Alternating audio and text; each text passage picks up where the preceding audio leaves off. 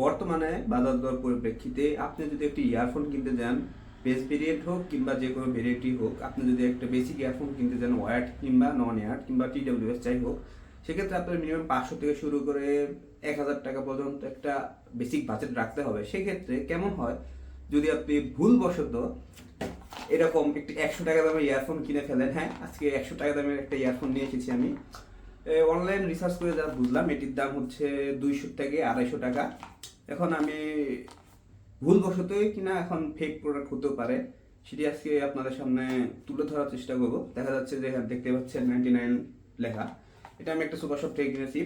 Super শপের ক্ষেত্রে হয়তো তারা বাল্ক কোয়ান্টিটিতে কিনে নিয়ে আসে দেখে এত দাম কম রাখতে পারে। তো চলুন এটি এখন আনবক্সিং করি এবং আপনাদের সামনে তুলে ধরবো এটিকে আসল না নকল। সাথে আমি অ্যান্ড্রয়েড এবং ল্যাপটপে ইউজ করে আপনাদের কাছে এক্সপিরিয়েন্সটা তুলে ধরবো। সাথে আমি আমার স্যামসাং গ্যালাক্সি বাডস 2 এর সাথে কম্পেয়ার করার চেষ্টা করব। তো রাফিওলজিতে সকলকে স্বাগতম এবং অভিনন্দন জানাই। তো চলুন শুরু করা যাক। সো প্রথমে দেখতে পাচ্ছি বক্সে লেখা আছে উইসি C100 লাইট। এটির মডেল হচ্ছে C100 লাইট। স্পেসিফিকেশন যদি আমি আসি, বক্সের পিছে সব কিছুতেই চায়না লেখা। সম্ভবত এটা ড্রাইভার সাইজ হচ্ছে 10 মিলিমিটার। এত পেঁচা বসা না পেরে চলুন শুরু করি আমরা। পেঁচায় বসায় লাভ নাই, বুঝবেন না। এখান থেকে তুলবো আমরা।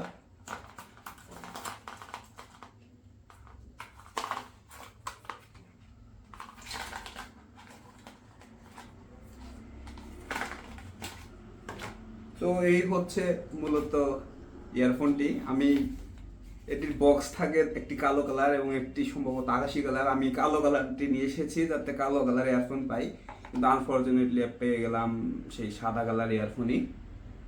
সো এই হচ্ছে মূলত ইয়ারফোনটি। ইয়ারফোনটিকে যদি আমরা কাছের থেকে জাজ করি তো দেখতে পাবেন যে এটার যে কেবল যে ডিজাইনটা রয়েছে এটা হচ্ছে ব্রেডেড লেআউট কেবল। মানে কেবলে কিছুটা ডিজাইন করা রয়েছে, যদিও প্লাস্টিক এবিএস প্লাস্টিক কিনা জানি না। চলুন এটিকে আমরা এখন ফোনের সাথে কানেকশন করি এবং এটি দেখি লম্বা কীরকম, কতদূর যায়।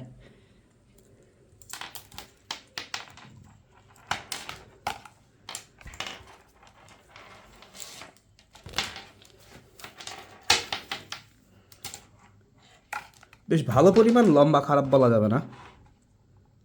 তো এই হচ্ছে 10 মিলিমিটার ড্রাইভারের আউটপুট। তির্যকভাবে দেওয়া রয়েছে, এটি কানে পড়লে কীভাবে কীরকম লাগে। এবং চলুন এটিকে পাওয়ার অফ করি আমরা। সো চলুন এখন এটিকে আমরা ফার্স্টে উইন্ডোজ অপারেটেড একটি ল্যাপটপের সাথে ইউজ করব। দেখি এটি উইন্ডোজ অপারেটেড ল্যাপটপে সাপোর্ট করে কিনা। আমার এই ডেল এক্সপিএস 13 ল্যাপটপে রয়েছে। এটিতে এখন আমরা দেখি ইউটিউবের সাথে কানেকশন দিয়ে কানে দিয়ে দেখব সাপোর্ট।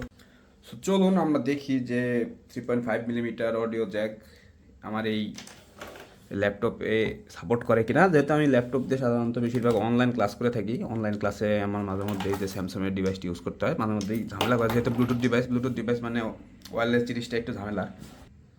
ইউটিউবে চলে এসেছি। ইউটিউবে আমরা দেখব কোনো ভিডিও প্লে পজ করে সে কাজ করে নাকি। এ হচ্ছে 3.5 মিলিমিটার অডিও জ্যাক। আমি ল্যাপটপে 3.5 মিলিমিটার পোর্টে ঢুকিয়ে দিলাম।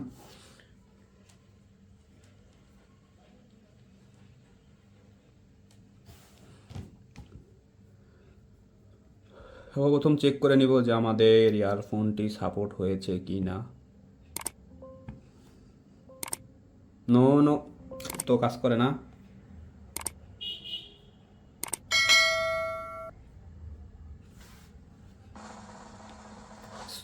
সরি, আনফর্চুনেটলি কাজ করতেছে না, কারণ করার কথাও না। এখন মোবাইলে দিয়ে দেখব যে অ্যান্ড্রয়েড ফোন রয়েছে। এটি হচ্ছে আমার পোকো ফোন F1, 7-8 বছর বয়স, রানিং স্টিল জীবিত আছে।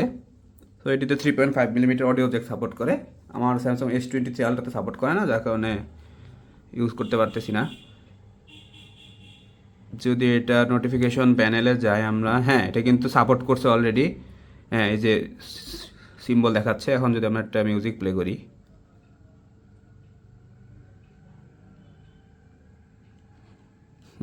এটা কাজ করে, খুব ভালো মতোই কাজ করতেছে।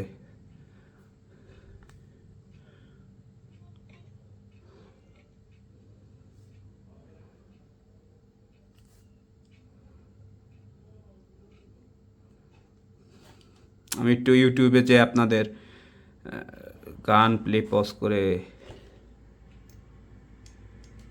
দেখাই মাইক্রোফোন দিয়ে।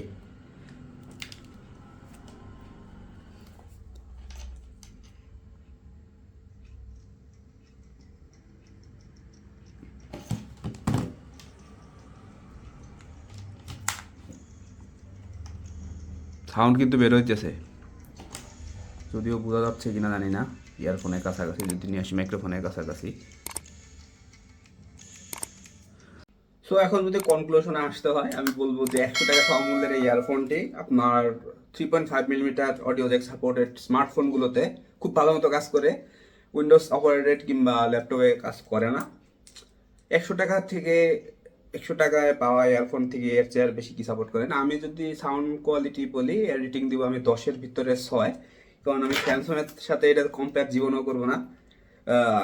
কোথায় একই যে অডিও টিউনিং সিস্টেম আর কোথায় 100 টাকা দামে, যাই হোক চাইনিজ প্রোডাক্ট, কিছু করার নাই। কে কি কোন দামে কিনলেন সেটা ম্যাটার করে না, যে 100 টাকা দিয়ে পাইছি এটাই অনেক। আপনাদের সামনে উপস্থিত করতে পারছি, মানে আর কি একটা এক্সপিরিয়েন্স শেয়ার করলাম। সো ভিডিওটি ভালো লাগলে অবশ্যই চ্যানেলটিকে সাবস্ক্রাইব করবেন। ধন্যবাদ।